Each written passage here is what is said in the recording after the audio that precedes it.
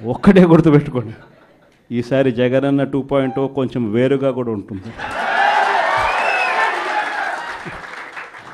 ఈసారి జగనన్న 2.0 కార్యకర్త కోసం ఎలా పనిచేస్తుందో కూడా చూపిస్తుంది. ఇది మాత్రం నేను ఖచ్చితంగా చెప్తా ఉన్నా.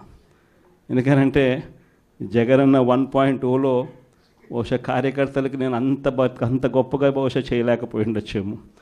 ప్రతి పథకము ప్రతి విషయంలోనూ కూడా మొట్టమొదటిగా ప్రజలే గుర్తుకొచ్చారు. ప్రజలకు మంచి చేయడం కోసమే నా టైం కేటాయించా, నా తాపత్రయపడ్డా, ప్రతి విషయంలోనూ దానికోసమే అడుగులు వేశా.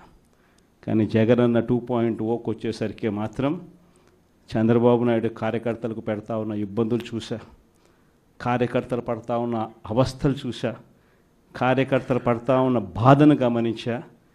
వీళ్ళ కోసం గట్టిగా మీ జగనన్న ఉంటాడని సందర్భంగా గట్టిగా చెప్తా ఉన్నా.